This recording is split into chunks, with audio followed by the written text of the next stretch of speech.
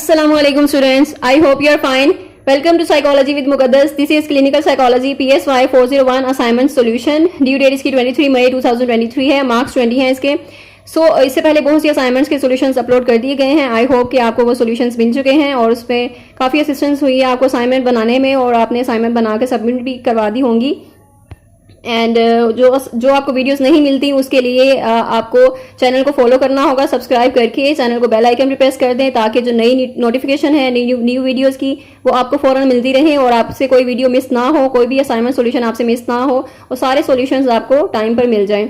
This is how a clinical psychologist thinks. ये आपका topic है, लेसन नंबर 3 है ये. उसमें से ये असाइनमेंट आपको मिली है. असाइनमेंट ऑब्जेक्टिव्स क्या हैं कि आप स्टूडेंट्स जो हैं वो उसको कंप्रीहेंड कर सकें, अंडरस्टैंड कर सकें जो क्लिनिकल साइकोलॉजी में जो कॉन्सेप्ट्स यूज़ किए जाते हैं. एंड देन जो 4 टास्क हैं, बहुत इंपॉर्टेंट जो टास्क हैं क्लिनिकल प्रैक्टिस में यूज़ होते हैं, रिसर्च में यूज़ होते हैं, आपको उनके बारे में नो हाउ हो जाए. So to assess the students' ability to communicate effectively and concisely by requiring them justify their answers. यहाँ पर आपने अपने आंसर्स को जस्टिफाई भी करना है, एक्सप्लेन भी करना है कि जो 4 टास्क हैं उनको आप कैसे अपनी डेली लाइफ में अप्लाई कर सकते हैं, जो गिवन सिनेरियोज हैं उसमें कैसे अप्लाई कर सकते हैं. And then to encourage the students to apply their knowledge. और फिर आपने इस नॉलेज को कैसे अप्लाई करना है रियल लाइफ जो है, रियल वर्ल्ड कॉन्टेक्स्ट में आपने इसको कैसे अप्लाई करना है. Enhancing their skills, experience and facilitating their professional development. तो यहाँ पर आपकी जो जितने भी ये स्किल्स हैं वो इन्हेंस होंगी एंड देन आपकी प्रोफेशनल डेवलपमेंट में ये चीज़ आपको काम आएगी. So dear students, the mind set of a clinical psychologist is characterised by a commitment to helping people. तो जैसे कि आप जानते हैं कि क्लिनिकल साइकोलॉजिस्ट का काम सबसे जो इंपॉर्टेंट मेन चीज़ जो है वो हेल्प करना है लोगों की कि वो अपनी इंप्रूव कर सकें मेंटल हेल्थ को और वेल बीइंग को overall. So the approach they work with empathy and compassion. तो ये चीज़ें एक क्लिनिकल साइकोलॉजिस्ट में मस्ट होनी चाहिए. एम्पैथी होनी चाहिए, कंपैशन होना चाहिए और ये डिज़ायर होनी चाहिए कि वो अपने क्लाइंट को अंडरस्टैंड कर सकें, उनके जितने भी एक्सपीरियंसेस हैं, जो पर्सपेक्टिव हैं उनको समझें एंड देन उनको जो भी उनके फ्लॉज हैं उनको दूर करने की कोशिश की जाए. So this can only be done with the help of the particular task. तो ये तभी मुमकिन हो सकता है जब आप कोई एक टास्क करते हैं and the psychologist perform in their professional life. यानी साइकोलॉजिस्ट जो हैं कोई प्रैक्टिकल स्टेप्स लेते हैं और इम्प्रूवमेंट के लिए, क्लाइंट की इम्प्रूवमेंट के लिए, जिससे वो थेरेपीज वगैरह देते हैं, कुछ करते हैं जिससे वो थेरेपीज जो क्लाइंट है उनकी जो वे ऑफ थिंकिंग है या इरेशनल थॉट्स हैं उनको चेंज करते हैं. And by reading the given scenarios you are required to identify those task and justify your answer. अब यहाँ पर आपको डिफरेंट सिनेरियोज दिए गए हैं, डिफरेंट सिचुएशंस दी गई हैं, उनको अंडरस्टैंड करना है आपने एंड देन आपने टास्क को आइडेंटिफाई करना है इसमें और अपने आंसर को जस्टिफाई करना है कि जो टास्क आपने आइडेंटिफाई किया है वो उस सिनेरियो के साथ किस तरह लिंक्ड है, किस तरह एसोसिएटेड है. सो फर्स्ट सिनेरियो है आपका clinical psychologist is conducting an assessment of a 9-year-old child. यानी कि क्लिनिकल साइकोलॉजिस्ट जो है वो असेसमेंट कर रहा है. एक 9-year-old चाइल्ड है, 9 साल का बच्चा है, who has been exhibiting disruptive behaviour. तो उसका जो बिहेवियर है डिसरप्टिव है स्कूल में. And the psychologist begins by gathering information from the child's parents and teachers. अब जो साइकोलॉजिस्ट है उसने कैसे शुरू करना है, उसने पहले इन्फॉर्मेशन कलेक्ट करनी है उससे, बच्चे से रिलेटेड, उसके पेरेंट्स से, उसके टीचर्स से एंड उसके जो दूसरे फ्रेंड्स हैं उनसे पूछना है. And the child's behaviour both at home and school. और उसका बिहेवियर जो है उसके बारे में पूछना है कि उसका बिहेवियर घर पे कैसा है या स्कूल पे कैसा है. तो the psychologist also conducts the interview with the child to gain further insights into their thoughts, feelings and behaviour. तो इस तरह जो साइकोलॉजिस्ट है वो बच्चे के साथ भी इंटरव्यू करेगा कि वो उसमें ज़्यादा इंसाइट हासिल कर सके कि उसकी थॉट्स कैसी हैं, उसकी फीलिंग्स क्या हैं, उसका बिहेवियर ऐसा क्यों है. सो इसमें जो फर्स्ट ऑफ ऑल जो आपका ये सिनेरियो है वो डिस्क्राइब कर रहा है. यानी क्लिनिकल साइकोलॉजिस्ट ने डिस्क्राइब करना है, डिस्क्रिप्शन लेनी है, सारी जो डिटेल्स लेनी है उस क्लाइंट के बारे में, उसके कॉन्टेक्स्ट में देखना है, उसके इन्वायरमेंट में देखना है कि वो कैसा है, उसके बारे में सारी उसकी हिस्ट्री लेनी है. सो ये आपका सिनेरियो जो है, इसकी आइडेंटिफिकेशन जो टास्क है आपका, ये डिस्क्रिप्शन का टास्क है. यानी इसमें आपने डिस्क्राइब करना है उसकी जो सिचुएशन है कि वो ऐसी सिचुएशन क्यों है, यानी कि ऐसी सिचुएशन, सॉरी क्यों नहीं है, यानी ऐसी कैसी सिचुएशन है उसकी. तो यहाँ पर जो आपने वो डिस्क्राइब करना होता है कि कैसा है वो क्लाइंट और उसके जो कॉन्टेक्स्ट है यानी कि जो इन्वायरमेंट है उसमें वो कैसा है और उसकी हिस्ट्री आपने ओवरऑल लेनी होती है. उसके बारे में एक्यूरेट डिटेल जो है वो एक कलेक्ट करनी होती है, इन्फॉर्मेशन कलेक्ट करनी होती है और पॉसिबल जितने भी उसके जो सेटिंग होती है यानी होम सेटिंग में या फिर स्कूल सेटिंग में देखना होता है. एंड ये आपका जो टास्क होता है इसमें डिस्क्रिप्शन होती है, यानी आपने उसको डिस्क्राइब करना है ओवरऑल बिहेवियर को उसके. देन है second, a clinical psychologist is working with a 40-year-old man who has been struggling with depression and social anxiety for several years. तो 40-year-old मैन है जिसको एंजाइटी भी है, डिप्रेशन भी कई सालों से है. And the psychologist uses evidence based technique. अब साइकोलॉजिस्ट जो हैं वो कुछ टेक्निक्स यूज कर रहे हैं जिसपे CBT है, कॉग्निटिव बिहेवियर थेरेपी है, mindfulness based stress reduction therapy है, to help the client change his negative thought patterns and improve his mental health. यानी मेन जो साइकोलॉजिस्ट का काम होता है कि जो नेगेटिव थॉट पैटर्न्स हैं, जो इरेशनल थॉट्स हैं, उनको कन्वर्ट करना, उनको चेंज करना, पॉजिटिव थॉट पैटर्न में उसको कन्वर्ट करना. सो यहाँ यहीं से सारी मेन प्रॉब्लम स्टार्ट होती हैं. जो क्लिनिकल जितने भी डिसऑर्डर्स हैं, मेंटल डिसऑर्डर्स हैं, जैसे कि डिप्रेशन है, एंग्जाइटी है. ये 40-year-old मैन है, उसको भी डिप्रेशन एंग्जाइटी काफ़ी अरसे से है. तो उसमें उसके पीछे जो रीज़न है वो उसके नेगेटिव थॉट पैटर्न्स हैं, उसको क्लिनिकल साइकोलॉजिस्ट ने कन्वर्ट करना है, चेंज करना है. तो over the course of several months of treatment, यानी जिस पे कुछ महीने लगेंगे, ऑब्वियसली इसमें टाइम रिक्वायर्ड होगा क्योंकि बहुत वो लंबे अरसे से एंग्जाइटी या डिप्रेशन में रहा है. And the client experiences significant improvements in his symptoms and is able to return to work and resume social activities that he had previously avoided. अच्छा, यहाँ पर यानी जो उसने सारी चीज़ें अवॉइड करना शुरू कर दी थी, उसने दोबारा से रिकवर करना शुरू कर दिया Aahista Aahista with the time being. इनकी सेवरल मंथ्स में जो इम्प्रूवमेंट हुई हैं, उसकी कंडीशन में काफ़ी इम्प्रूवमेंट हुई है. उसके जो सिम्टम्स हैं वो इम्प्रूव होना शुरू हुई हैं. जो क्लिनिकल डिप्रेशन की या फिर एंग्जाइटी की सिम्टम्स थी उसमें चेंजेस आए हैं और वो इम्प्रूव हुए हैं. तो ये जो सेकंड कंडीशन है, इसमें जो एफर्ट्स हैं क्लिनिकल साइकोलॉजिस्ट की वो कैटेगरी में आती है. यानी उसका जो टास्क था कि वो उसको चेंज करे, उसकी थिंकिंग पैटर्न को चेंज करे, उसकी वे ऑफ लाइफस्टाइल को चेंज करे, वे ऑफ थिंकिंग को चेंज करे. सो that is the change of human functioning. और ये मेन टास्क है क्लिनिकल साइकोलॉजिस्ट का, जिसमें उसने वो चेंज करना होता है ह्यूमन फंक्शनिंग को. यानी जो उसके जो नेगेटिव चीज़ें हैं, जो नेगेटिव थिंकिंग है, उसको पॉजिटिव में कन्वर्ट करना होता है. तो ये उसमें सेकंड में आएगा उसका टास्क जो है, जो आइडेंटिफाई किया आपने, change of human functioning. First वाला डिस्क्रिप्शन था, second change of human functioning है, and the third is a clinical psychologist is working with 25-year-old women who has been experiencing symptoms of anxiety and panic attacks. यहाँ पर 25 साल की women है जिसको anxiety और पैनिक अटैक्स होते हैं. And the psychologist explains to the client the theoretical model of anxiety. तो यहाँ पर साइकोलॉजिस्ट जो है वो क्लाइंट को एक्सप्लेन करता है कि एंग्जाइटी का जो थ्योरेटिकल मॉडल है वो क्या है, इंक्लूडिंग द CBT मॉडल. और CBT मॉडल भी उसको एक्सप्लेन करता है, which suggest that negative thoughts and believes contribute to the experiences of anxiety symptoms. जिसमें उसको वो समझाता है कि जो नेगेटिव थॉट्स हैं या उसके जो नेगेटिव बिलीव्स हैं वो किस तरह कंट्रीब्यूट कर रहे हैं उसकी एंग्जाइटी सिम्टम्स को बढ़ाने में या एंग्जाइटी सिम्टम्स को क्रिएट करने में. And the psychologist explains that by changing negative thoughts and believes it is possible to reduce anxiety symptoms and improve overall mental health. अब जो साइकोलॉजिस्ट हैं वो अपने क्लाइंट को समझा रहा है कि आप ये नेगेटिव थॉट्स जो हैं ये चेंज करेंगे या फिर नेगेटिव बिलीफ्स चेंज करेंगी तो आपकी जो एंग्जाइटी सिम्टम्स हैं काफ़ी हद तक रिड्यूस हो जाएंगी और आप में आपको जो उसमें रिलीफ मिल जाएगा. सो इट इज़ पॉसिबल कि आप भी अपनी नेगेटिव सिम्टम्स को कम कर सकती हैं और अपनी मेंटल हेल्थ को इम्प्रूव कर सकती हैं, और ये आपके कंट्रोल में है और आप ये इस तरह के पॉजिटिव स्टेप्स लेंगी, then you can recover soon. तो ये साइकोलॉजिस्ट जो है उसको एक्सप्लेन कर रहा है. यहाँ पर जो साइकोलॉजिस्ट का टास्क है कि अपने क्लाइंट को एक्सप्लेन करना कि आपकी ये जो इलनेस है, ये मेंटल डिसऑर्डर है, इसके पीछे ये रीज़न है और इस रीज़न को आप इस तरह से रिमूव कर सकती हैं या इस तरह से इसको रिड्यूस कर सकती हैं. सो उसको एक्सप्लेन करना, एक्सप्लेनेशन देनी उनके बिहेवियर की वजह से जिनको वो आइडेंटिफाई नहीं कर पा रही या फिर वो अपनी जो सिम्टम्स हैं उनके पीछे जो रीज़न है उसको नहीं वो समझ पा रही. तो जो क्लाइंट है यहाँ पर वो कंफ्यूज है, तो उनके कंफ्यूजन को दूर करना एक क्लिनिकल साइकोलॉजिस्ट का काम है.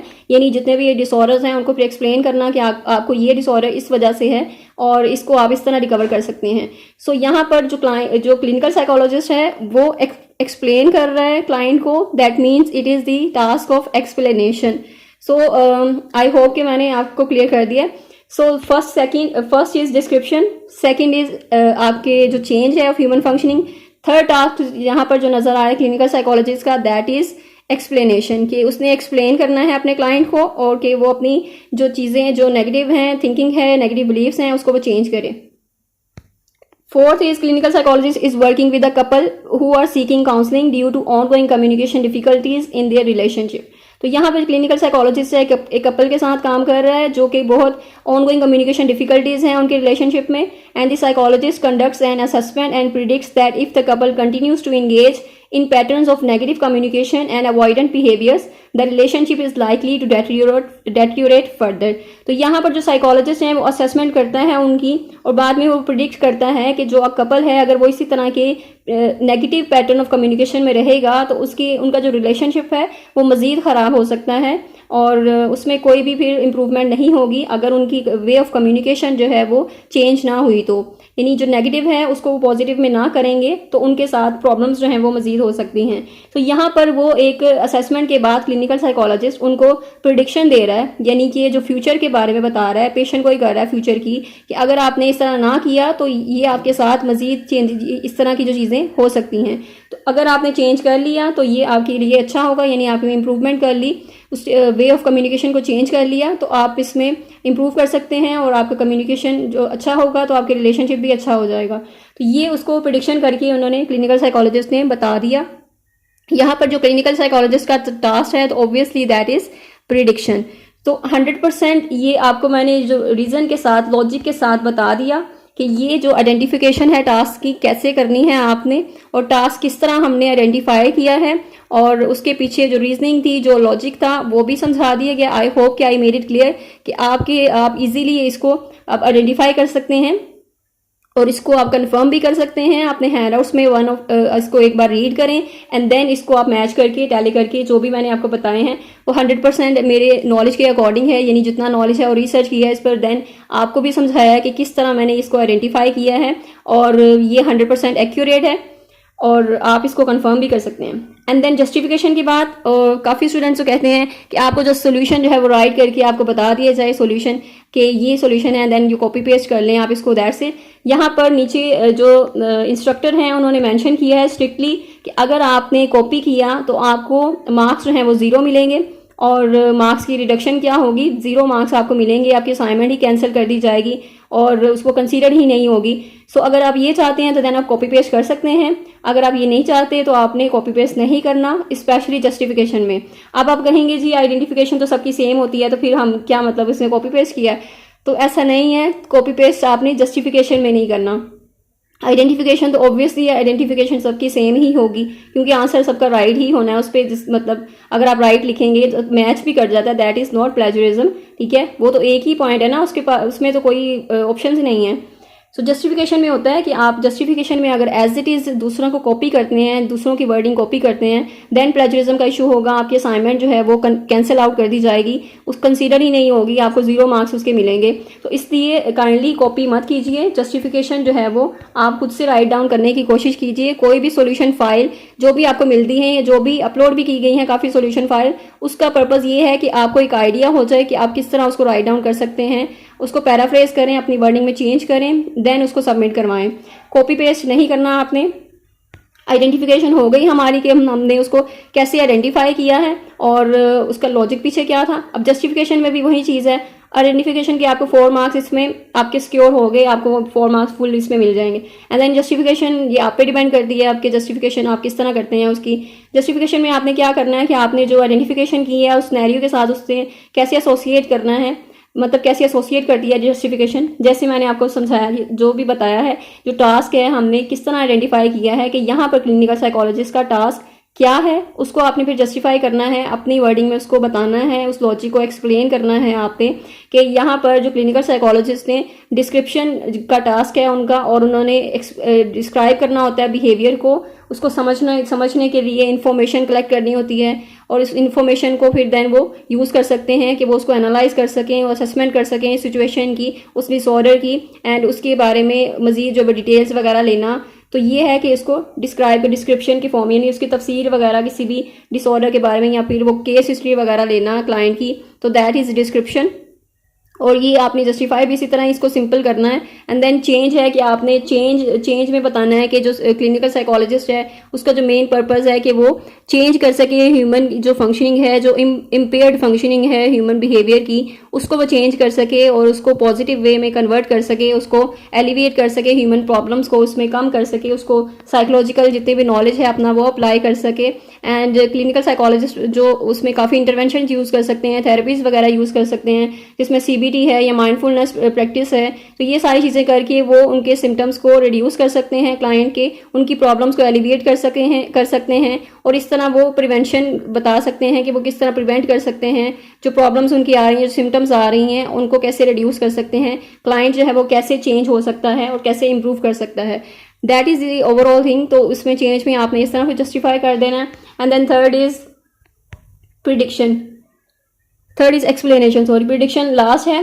थर्ड जो है वो एक्सप्लेन करना है, यानी आपने उसको क्लाइंट को एक्सप्लेन कर दिया कि जो भी आपकी प्रॉब्लम्स हैं वो इस वजह से आ रही हैं, जो एंग्जाइटी के सिम्टम्स हैं उनके जो रीज़न है पीछे ये है, उस रीज़न को आपने कम करना है, उस रीज़न को आपने कैसे रिमूव करना है, ठीक है, उसको कैसे चेंज करना है, उस सिम्टम्स को आप कैसे कम कर सकती हैं, कैसे ख़त्म कर सकती हैं, या आप अपने डिसऑर्डर्स को कैसे ट्रीट कर सकते हैं। तो मेन जो इनके पास ही मेन जो रोल है, ये जो कंट्रोल है वो क्लाइंट के पास ही होता है। आपने बस एक वे जो है वो उन्हें शो करना होता है, एक गाइडलाइंस प्रोवाइड करनी होती है, गाइडेंस देनी होती है, एंड देन बाकी का काम जो है वो क्लाइंट का होता है कि क्लाइंट उस पर इम्प्लीमेंट करेगा। अगर क्लाइंट उसको समझेगा, कंसीडर करेगा, देन उसमें इंप्रूवमेंट हो सकती है। अदरवाइज ये वन वे नहीं होता, वन वे चीज़ नहीं है कि क्लिनिकल साइकोलॉजिस्ट सिर्फ वही करेगा सब कुछ। ये एक कोऑपरेशन है, यानी ये क्लाइंट भी अगर कोऑपरेट करे देन ये वो कर सकता है, इंप्रूवमेंट कर सकता है, वो चेंज हो सकता है। सो फोर्थ इज एक्सप्लेनेशन में इस तरह की आपने जस्टिफिकेशन कर देनी है। एंड फोर्थ इज प्रिडिक्शन, यानी उसने प्रिडिक्शन किया, क्लिनिकल साइकोलॉजिस्ट जो टास्क है उनका प्रिडिक्शन का भी है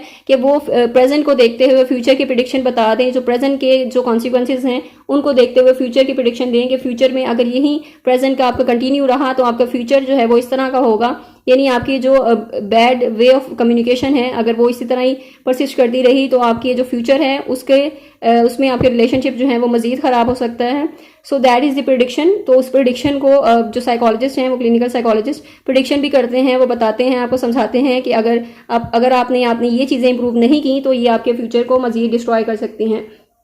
सो that is the thing, I hope I made it clear. If you have any confusion आप स्टिल उसमें पूछ सकते हैं कमेंट सेक्शन में। And don't forget to share this video with other students ताकि बाकी स्टूडेंट्स की भी हेल्प हो सके जो कंफ्यूज हैं, यानी जिन्हें अंडरस्टैंडिंग नहीं होती है, नहीं समझ पाते, काफ़ी कंफ्यूजिंग जो स्टेटमेंट्स होती हैं या फिर आपके कॉन्सेप्ट उस तरह क्लियर नहीं हो पाते तो इसको आपको अंडरस्टैंड नहीं होता कि किस तरह आप उसको सॉल्व आउट करें। तो आई होप कि आई मेड इट क्लियर और मैंने आपको रीजनिंग के साथ या लॉजिकल के साथ जो आंसर बता दिए हैं वो 100% एक्यूरेट आंसर बता दिए हैं। तो इसलिए बाकी जो भी फाइल्स हैं उनको कंसीडर ना किया करें, अपने कंफर्म किया करें नॉलेज को एंड देन उस पर रिसर्च किया करें, खुद भी हैंडआउट्स जो हैं उसको रीड आउट किया करें क्योंकि हैंडआउट्स में से ही आते हैं, थोड़े कंसेप्चुअल होते हैं बट कॉन्सेप्ट्स आपके क्लियर हो जाते हैं। तो मेन फोकस अपने कॉन्सेप्ट्स क्लियर करने पे रखें बिकॉज कॉन्सेप्ट्स ही आपको आपकी जो प्रैक्टिकल लाइफ है उसमें काम आएंगे। अदरवाइज जो आपकी जो क्रैमिंग है ये आपको काम नहीं आएगी। आपके फ्यूचर में प्रैक्टिकल लाइफ में आप बिल्कुल प्रैक्टिकल लाइफ आपकी डिस्ट्रॉय रहेगी, उसमें आप इतना फ्लॉरिश नहीं कर पाएंगे, उसमें ग्रो नहीं कर पाएंगे आप। सो दैट इज़ द थिंग कि आप क्लिनिकल साइकोलॉजी यानी अच्छे साइकोलॉजिस्ट बनना चाहते हैं, so that will be necessary for you. उसको कंसीडर करें, अभी से अपने कॉन्सेप्ट क्लियर करने पे ज़्यादा फोकस करें। And don't forget to share this video with other students ताकि बाकी स्टूडेंट्स भी इस चीज़ को कंसीडर कर सकें। और कुछ फाइल्स इस तरह की मेरे वीडियोस बनाने के बावजूद कुछ फाइल्स इस तरह की मेरे पास आ रही हैं जिस पे रॉन्ग आंसर्स आप स्टूडेंट्स जो हैं वो फिल आउट करके फिर मुझे कहते हैं कि हम मैं उसको चेक करके बता दूं कि ये राइट है या रॉन्ग है। So this is not the right thing. आप वीडियो को अच्छे तरीके से सुना करें, वीडियो को स्किप ना कीजिए and then you will get to know कि अगर मैंने एक आंसर बताया है तो उसके पीछे क्या रीज़न है और किस तरह बताया है, ठीक है, यानी उसके रीजनिंग बता के उसके लॉजिक बता के देन वो आंसर आपको बताया जाता है, समझाया जाता है। तो अगर आप वीडियो स्किप करेंगे आंसर को ढूंढने के लिए तो आपको आंसर नहीं मिलेगा।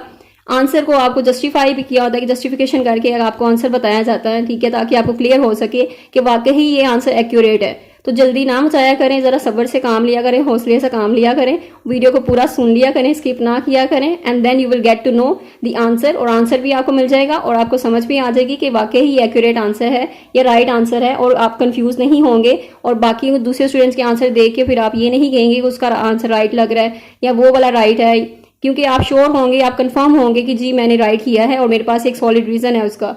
सो दैट इज़ द थिंग। तो प्लीज़ अपनी वीडियोस को कंप्लीट सुन के एंड देन अपनी जो असाइनमेंट्स हैं उसको सॉल्व आउट किया करें और खुद से सॉल्व आउट किया करें और दूसरे की जो असाइनमेंट्स हैं उनको देखकर कंफ्यूज ना हुआ करें, श्योर हुआ करें, कंफर्म किया करें इस चीज़ को, खुद भी रिसर्च करके कंफर्म कर लें अगर आपको कोई अंडरस्टैंडिंग नहीं है, कोई क्लियर नहीं हो रही चीज़ तो। एंड कमेंट सेक्शन में भी आप इस तरह की कुछ क्वेश्चन पूछ सकते हैं अगर आपको क्लियरेंस नहीं है किसी चीज़ के बारे में। Thank you so much. अल्लाह हाफिज़।